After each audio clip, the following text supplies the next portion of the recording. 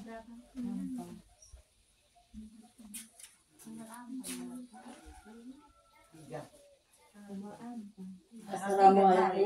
warahmatullahi wabarakatuh. Waalaikumsalam warahmatullahi wabarakatuh.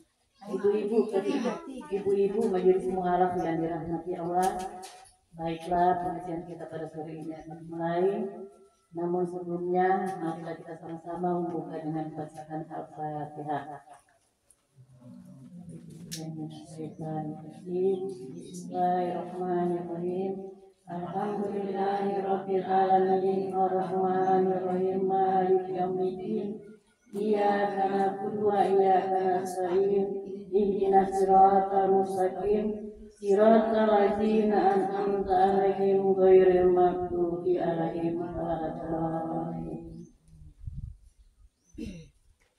Kita masuk pada pembacaan Asmaul Husna yang akan dipandu oleh Ibu Astinda bilang kepada Ibu, silakan. Terima kasih atas yang diberikan. Assalamualaikum warahmatullahi wabarakatuh. Alhamdulillahirabbil alamin. Untuk memperkenalkan rumah sekalian dan membacakan Asmaul Husna dan insyaallah pembacaan ini senantiasa bisa diberikan rahmat, kesehatan, sehat walafiat dunia dan akhirat. Sebelum kita membaca Asmaul Husna, ada dan membacakan surat dasar Allahumma sholli ala sayyidina Muhammad satu kali dan Allah sekali.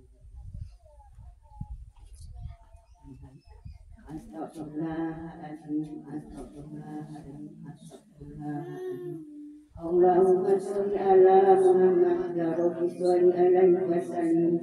Ya Allah, ya Allah, ya Allah, ya Allah, ya Rahman, ya Rahim, ya Malik, ya Kudus, ya Salam, ya Mu'min, ya Muhaimin, ya Aziz, ya Jabbar, ya Mutakabbir, ya Ghani, ya Bari, ya Mustawir, ya Ghaffar, ya Qahhar, ya Wahhab, ya Razzaq, ya Fatah, ya Alim, ya Qadir, ya Basir, ya Hakim, ya Rabbi, ya Mu'iz, ya Mutin, ya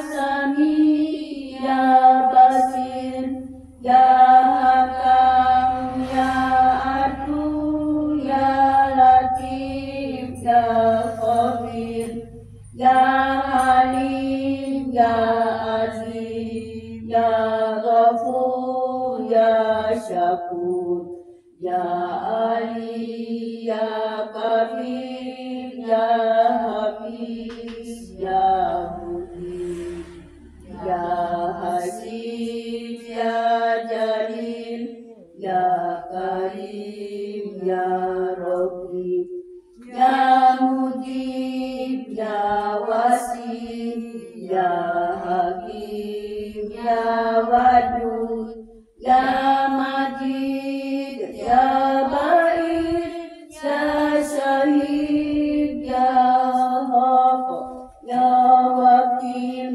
ya Qawi, ya Matin, ya Wali, ya Hamid, ya Musi, ya Mubdi, ya Mu'id, ya Muhid, ya Mumit, ya Hayyu, ya Qayyum, ya Majid, ya Majid, ya Wahid, ya Somad, ya Qadir, ya Muqtadir, ya Muqaddim, ya Muhadir, ya Awal, ya Akhir, ya Johir, ya Wali, ya Muta'ali, ya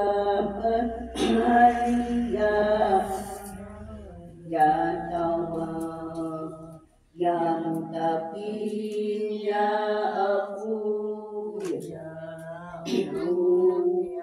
ya Malikal Mulki ya Jalali wal Ikram ya Musid ya Jami ya Goni ya Muni ya Mani ya Doru ya Nafi ya Nur ya Hadi ya Badi ya Baqi ya Waris ya Rosi ya Sabur ya Allah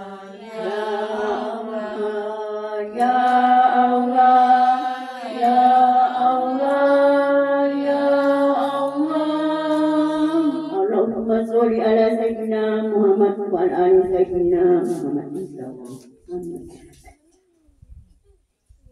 Itulah tadi pembacaan Asmaul Husna.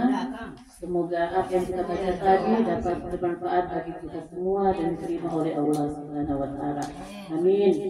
Kita masuk pada sore yang ketiga, yaitu kajian dari pembina Majelis Mu'alaf Bapak Ustadz Muhammad. Pada Bapak, silakan.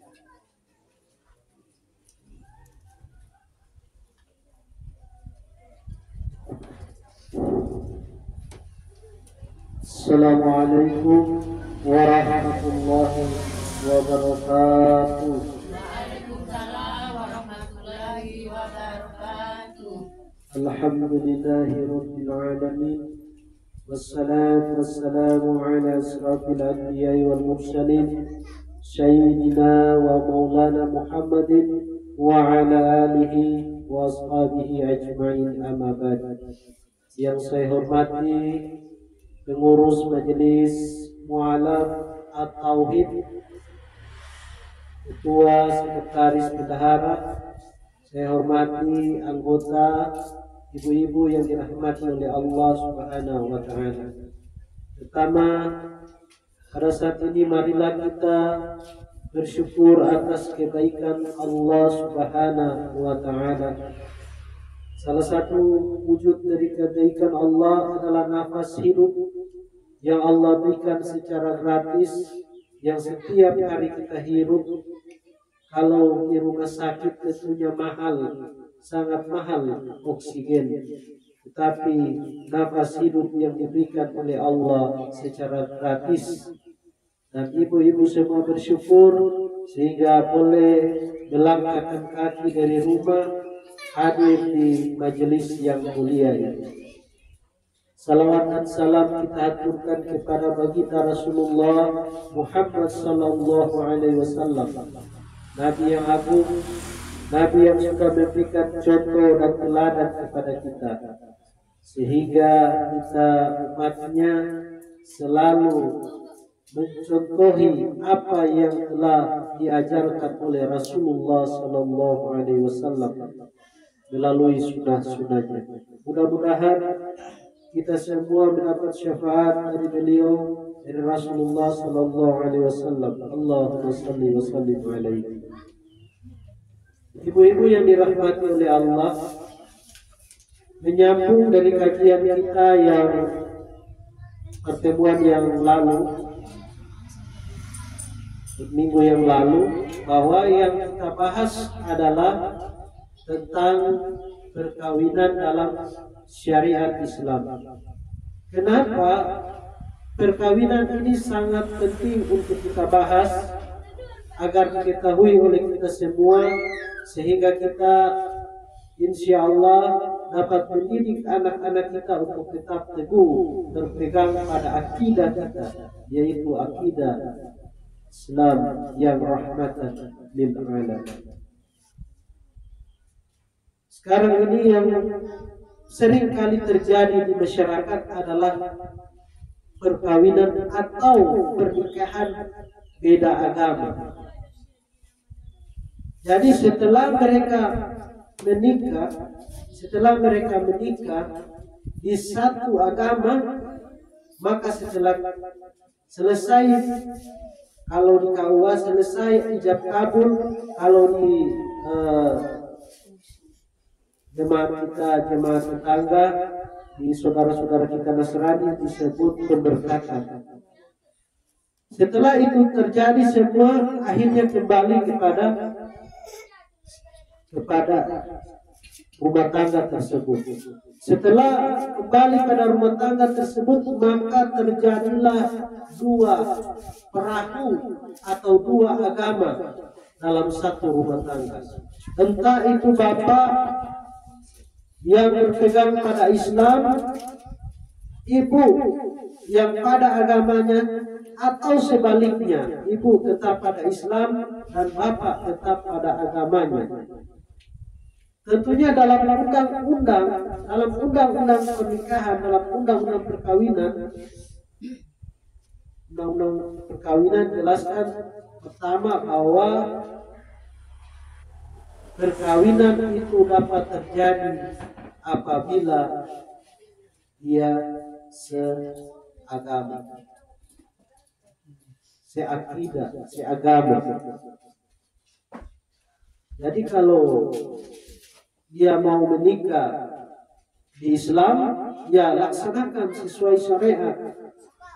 Tapi kalau dia mau melaksanakan pernikahan kemudian kembali berpegang pada agamanya masing-masing, ini kacau ibu-ibu.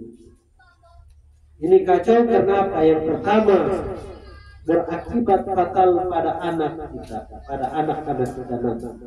Anak-anak kita ini akan bingung. Contoh, dia hari Minggu ke gereja dan hari Jumat dia ke masjid. Ini yang membuat anak-anak kita akan bingung. Itulah akibat atau dikatakan dari sisi negatif untuk perkawinan mempertahankan agama masing-masing, dan ini kenyataan yang terjadi dalam masyarakat. Dalam Al-Quran Allah berfirman, wa min ayati an khalaqa lakum min anfusikum azwajan litaskunu ilaiha wa ja'ala bainakum min mawaddah wa rahmatan inna fi dzalika laayatin lil qaumin tafakkarun. Yang artinya, dan di antara tanda-tanda kekuasaannya adalah menciptakan anakmu, pasangan dari jenismu sendiri, agar kalian dapat hidup damai bersama, dan telah dijadikannya rasa kasih sayang di antara kamu. Sungguh sedemikian terdapat tanda bagi kaum yang berpikir. Ini kata Allah dalam Al-Quran. Bagaimana akan tercipta kasih sayang dalam sebuah rumah tangga kalau dalam rumah tangga itu masing-masing mempertahankan agamanya. Si bapak mempertahankan agamanya, si ibu juga mempertahankan agamanya. Ini sangat kacau. Kemudian apa sebenarnya tujuan dari pernikahan itu, tujuan dari perkawinan itu? Tujuan dari perkawinan dalam Islam secara luas merupakan alat untuk memenuhi kebutuhan emosi yang sah dan benar. Kemudian yang kedua, suatu mekanisme untuk mengurangi ketegangan. Yang ketiga, cara untuk memperoleh keturunan yang sah di mata hukum dan sah di mata agama. Kemudian menduduki fungsi sosial, mendekatkan hubungan antara keluarga dan solidaritas kelompok, merupakan perbuatan menuju ketakwaan, dan merupakan suatu bentuk ibadah, yaitu pengabdian kepada Allah untuk mengikuti sunnah Rasulullah Sallallahu Alaihi Wasallam.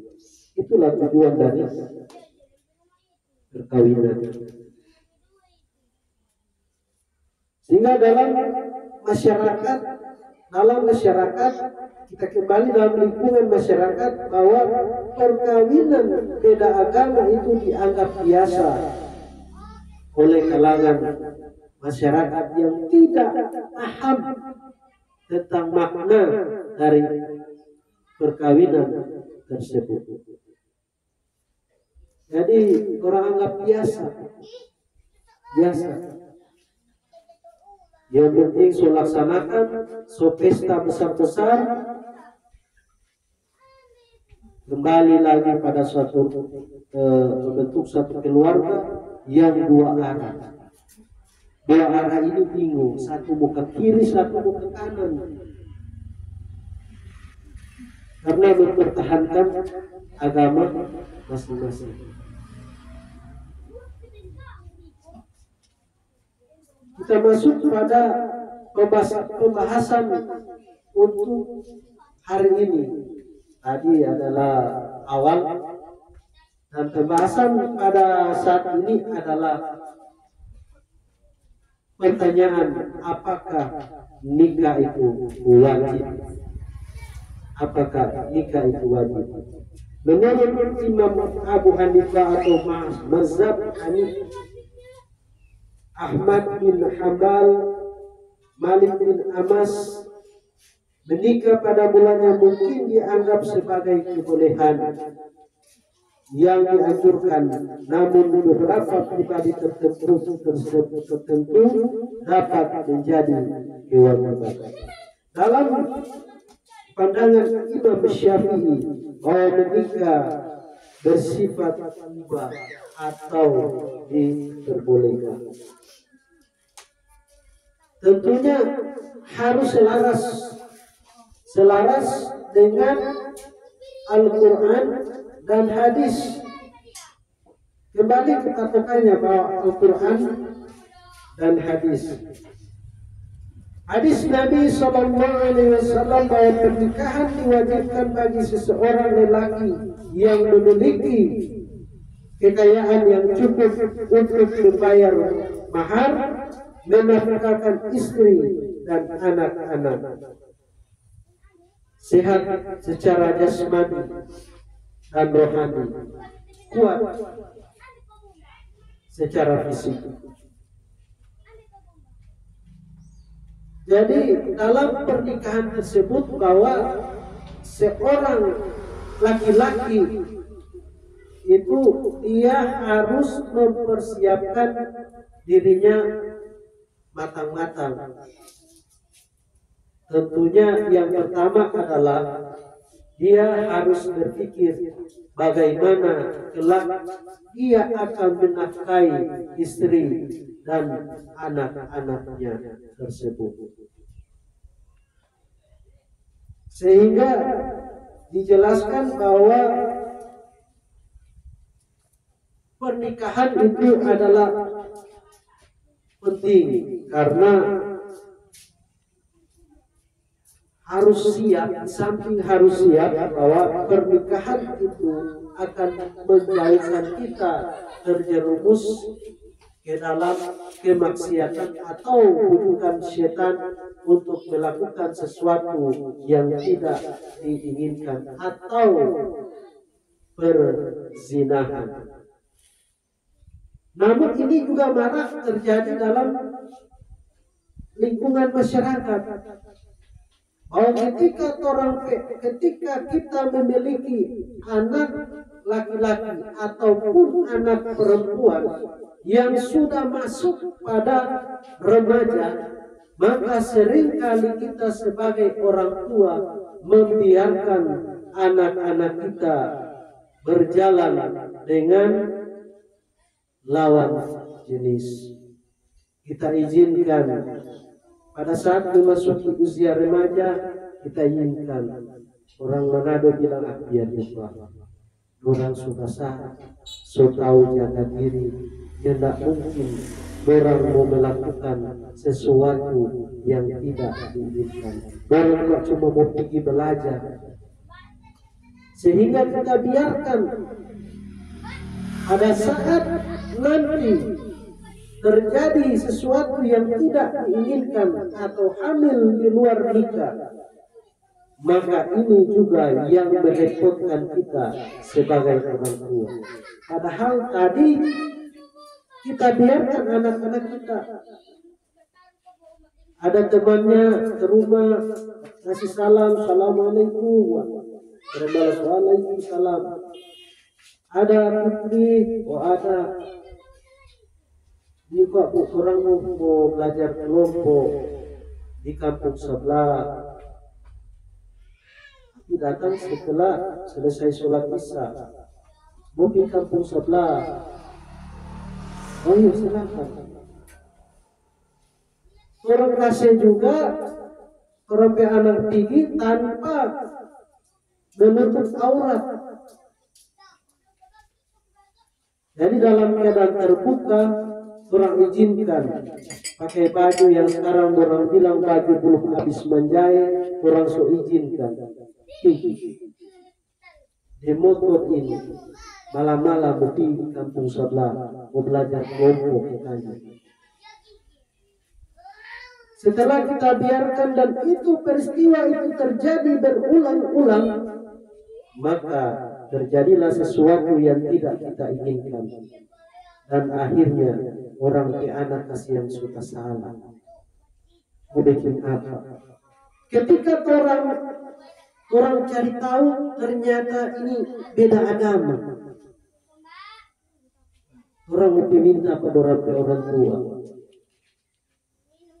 Sana baku atur, nyanda jadi setengah mati, baku pegang sama-sama agama. Akhirnya ame jalan buta. Kalau begitu dia tuh kita izinkan, tapi anak sukses. Marsabatat mubabana, orang tetap pegang di agama masing-masing. Sampai sudah laksanakan. Jadi dalam satu rumah tangga dua agama. Ini yang berat, dan akhirnya kacau. Nah, ibu-ibu yang dirahmati oleh Allah, menurut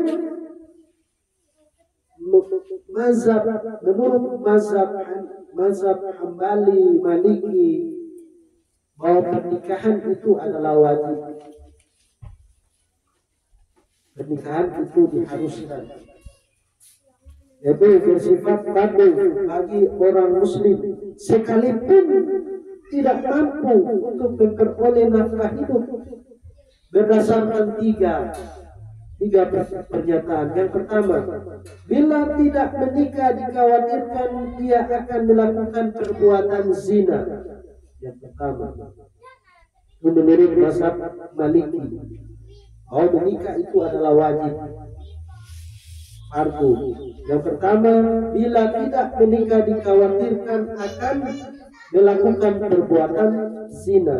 Yang kedua, bila tidak mampu berpuasa untuk mengendalikan hawa nafsunya, atau dia dapat berpuasa namun puasanya tidak mampu menolongnya untuk menahan diri dari hawa nafsu syahwatnya.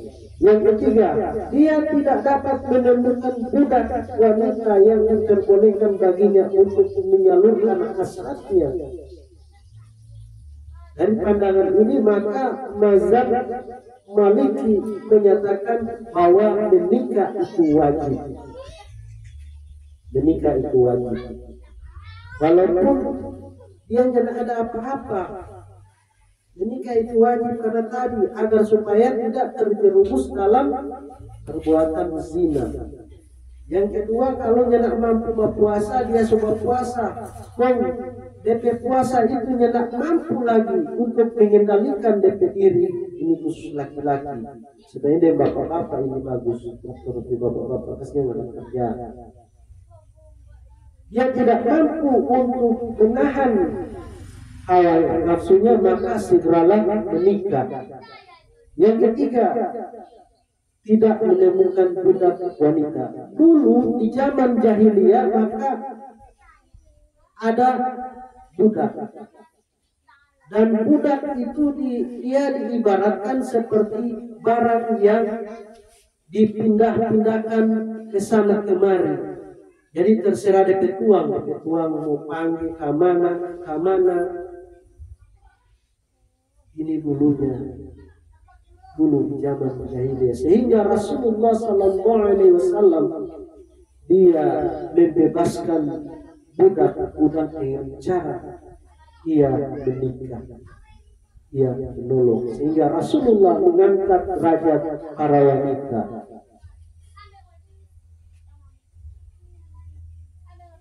Kemudian ulama juga terjadi ikhtilaf atau perbedaan pendapat dalam hal ini. Jadi 3 pandangan tadi, kalau mazhab Maliki itu wajib menikah. Tapi tidak semua ulama sepakat dengan hal ini. Kenapa? Karena ada pemikiran ulama seperti ini. Jangan-jangan kalau dia menikah, kemudian dia tidak memiliki harta untuk menafkahi calon istri, kemudian nanti kalau sudah berumah tangga akan mendapatkan anak, maka dikhawatirkan dia akan memberikan makan yang haram karena dengan cara dia mau mencuri atau melakukan kejahatan lainnya. Itu sehingga ulama tidak sepakat dalam hal ini. Sedangkan mazhab Hanafi menganggap bahwa menikah itu wajib berdasarkan 4 persyaratan.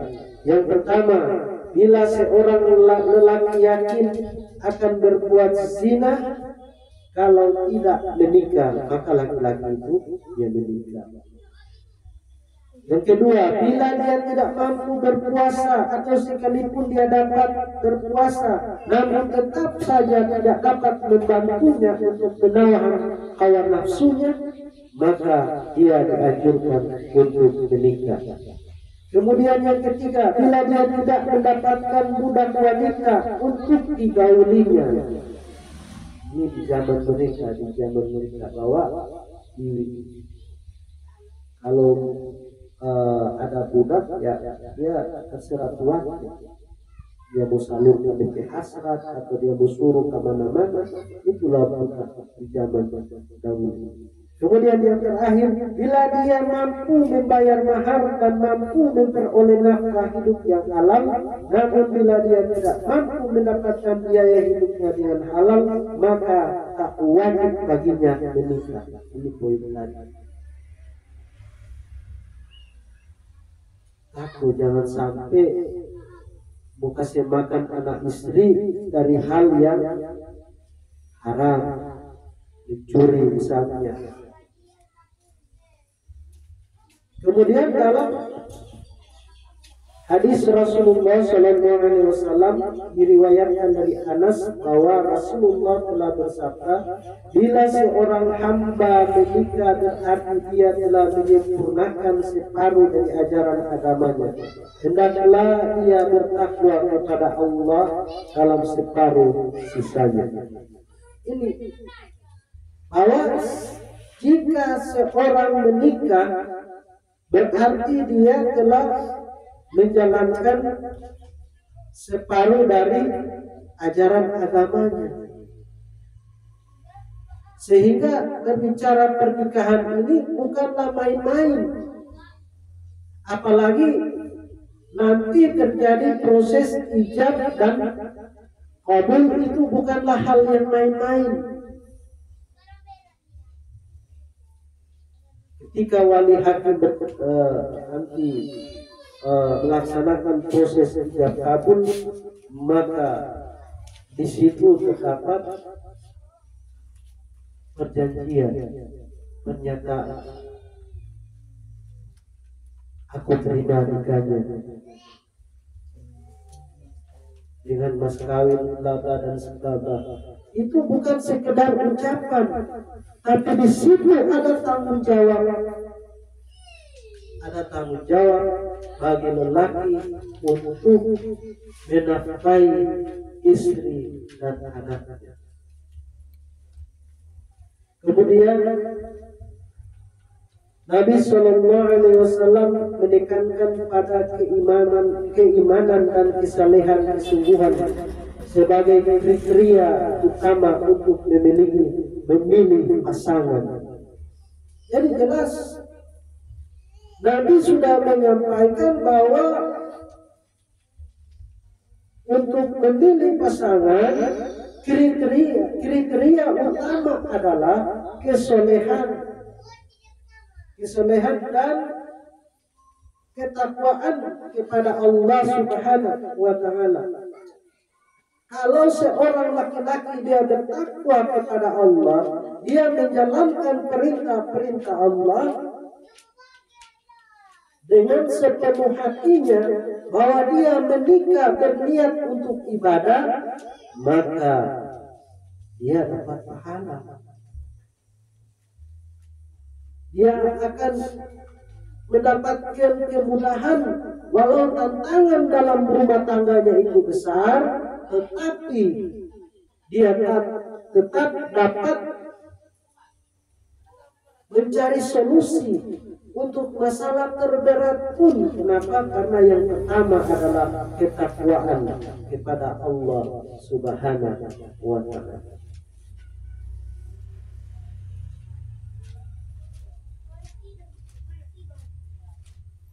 Jadi bukan mulia dari harta, seberapa banyak, seberapa besarnya harta. Kalau orang kaya, orang punya duit, memiliki harta, pangkat, jabatan, rumah mewah dan sebagainya, langsung kita sedang tergiur dengan hal tersebut.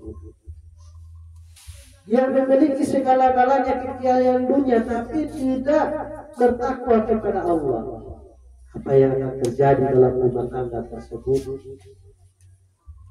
Kita di rumah berharap bahwa ketika suami kita pergi bekerja, maka ia juga akan pulang membawa rezeki yang halal. Tetapi karena sudah terlena dengan harta dunia dan sebagainya, muncullah sebuah ucapan, biar menjadi apa kesana, kita jangan pusing, biar penting kita hidup senang di rumah anak-anak. Pernyataan ini yang sangat membahayakan dalam pernikahan. Seorang yang banyak harta, memiliki rumah besar dan sebagainya, belum tentu menjamin kebahagiaan dalam rumah tangga dibandingkan dengan kita yang makan sehari cukup untuk sehari. Kita bahagia walaupun memakan ini hari habis ini hari, orang senang, rumah tangga bahagia. Kenapa? Karena yang pertama adalah keimanan dan ketakwaan kepada Allah Subhanahu wa Ta'ala. Seorang suami akan menjadi imam dalam sebuah rumah tangga. Maka seorang suami ini dia harus membawa istri dan anak-anaknya ke dalam suatu rumah tangga yang samawa, sakinah, mawaddah, warahmah. Kalau tidak ada ketaatan kepada Allah, maka itu tidak akan mungkin terjadi. Jadi ibu-ibu yang dirahmati oleh Allah Subhanahu wa Ta'ala, inti dari kajian kita di sore hari ini, yang pertama bahwa menikah itu wajib dikatakan oleh sebagian ulama tadi, tapi dalam mazhab kita, mazhab Imam Syafi'i, tentunya dikatakan menikah itu hal yang sunnah. Tapi walaupun hal yang sunnah, tapi ini sangat penting. Untuk itu sekali lagi saya tekankan bahwa nanti jangan sampai itu terjadi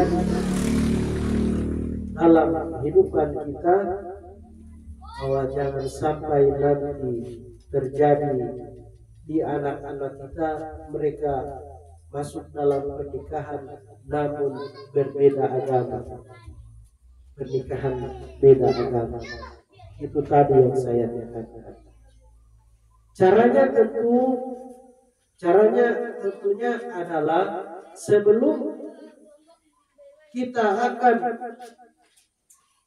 melaksanakan pernikahan atau nanti anak kita akan melaksanakan pernikahan, tentunya kita sebagai orang tua mau cek dulu. Tentunya bertanya agama apa, gimana. Itu ada pembahasan nanti selanjutnya. Ada pembahasan selanjutnya. Mungkin sebelum saya akan tutup, ada pertanyaan. Saya berikan kesempatan kepada ibu-ibu yang ingin bertanya sebelum saya akan tutup. Saya ingin bertanya sehubungan dengan pernikahan.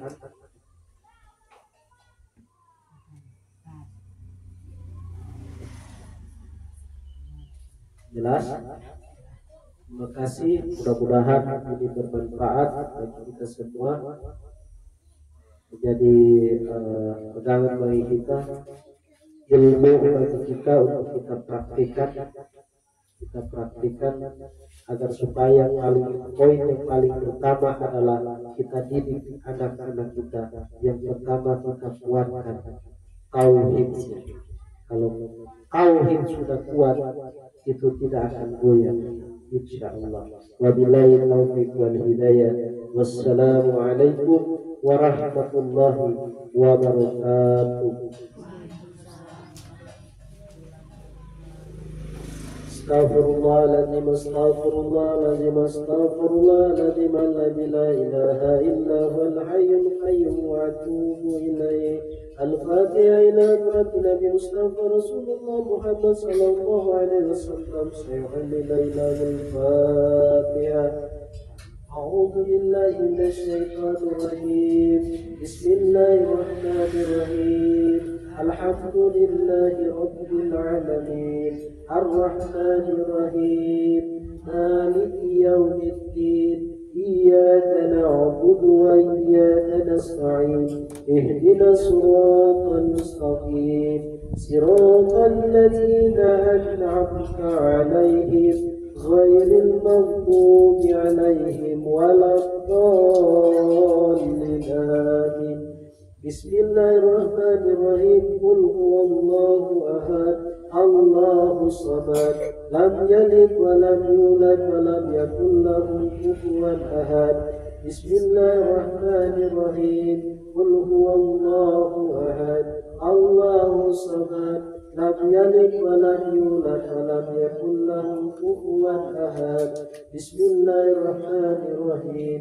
قل هو الله أحد الله الصمد لم يلد ولم يولد ولم يكن له كفوا أحد.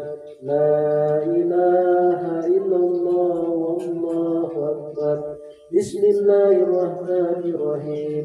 قل أعوذ برب الفلق ومن شر ما خلق ومن شر غاسق إذا وقب ومن شر النفاثات في العقد ومن شر غاسق إذا حسد. لا إله إلا الله الله أكبر. بسم الله الرحمن الرحيم. قل أعوذ برب الناس ملك الناس إله الناس من شر الوسواس الخناس الذي يوسوس في صدور الناس من الجنة والناس. بسم الله الرحمن الرحيم. الحمد لله رب العالمين الرحمن الرحيم مالك يوم الدين إياك نعبد وإياك نستعين اهدنا الصراط المستقيم صراط الذين أنعمت عليهم غير المغضوب عليهم ولا الضالين آمين. بسم الله الرحمن الرحيم. ألف لام ميم.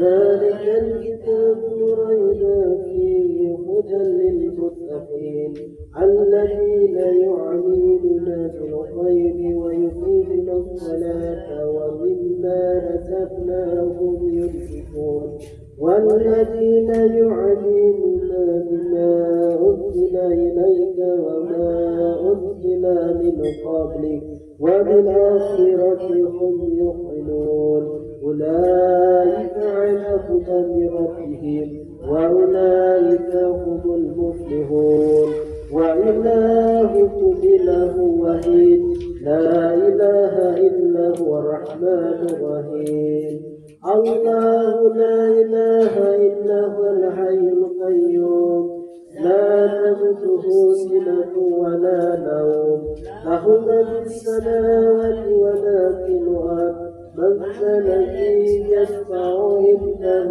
إلا بإذنه يعلم ما بين أيديهم وما خلفهم ولا يحيطون بشيء من علمه إلا بما شاء وسع كرسيه السماوات والأرض ولا يعود حفظهما وهو العلي العظيم لله ما في السماوات وما في الأرض ويكتبون ما في أنفسكم وثم يحاسبكم به لا فيغفر لمن يشاء ويحاسب من يشاء والله على كل شيء قدير آمن رسول بما أنزل إليك والمؤمنون كلنا آمن بالله وملائكته وكتبه ورسوله لا نفرق بين هذه الرسل وقالوا سمعنا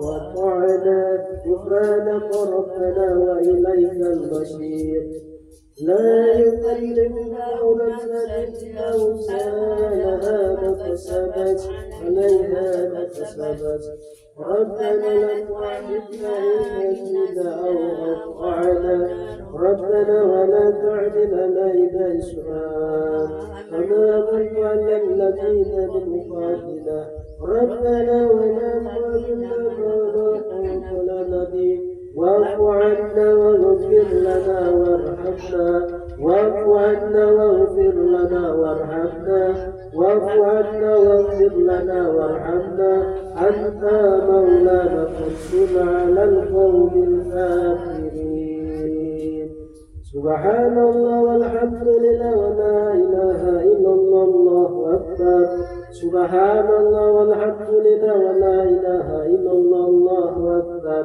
سبحان الله والحمد لله ولا إله إلا الله الله أكبر ولا حول ولا قوة إلا بالله العلي العظيم بسم الله الرحمن الرحيم لقد جاءكم رسول من أنفسكم عزيز عليه ما عنتم حريص عليكم بالمؤمنين رؤوف رحيم إن الله وملائكته يصلون على النبي يا أيها الذين آمنوا صلوا عليه وسلموا تسليما الفاتحة أعوذ بالله من الشيطان الرجيم بسم الله الرحمن الرحيم الحمد لله رب العالمين الرحمن الرحيم مالك يوم الدين إياك نعبد وإياك نستعين اهدنا الصراط المستقيم صراط الذين أنعمت عليهم غير المغضوب عليهم ولا الضالين آمين بسم الله الرحمن الرحيم حمدا شاكرين حمدا ناعمين حمدا يعظم ويكافئ مجدا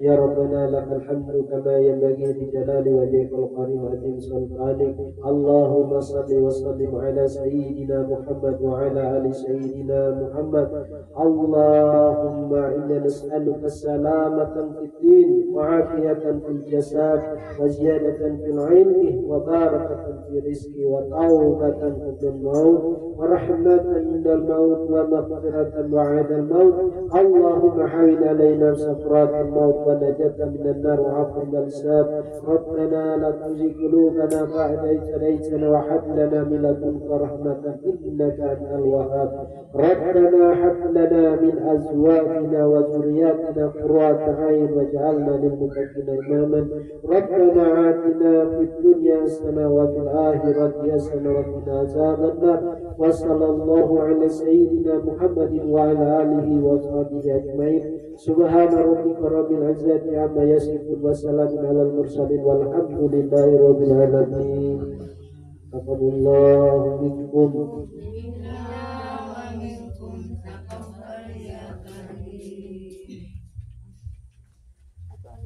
Ibu-ibu yang dirahmati Allah, itulah tadi kajian sudah kita dengarkan bersama. Semoga apa yang diberikan oleh Ustaz dapat bermanfaat bagi kita semua. Amin. Kita masuk pada acara yang ketiga, yaitu arisan. Kepada Ibu Sekretaris dipersilahkan.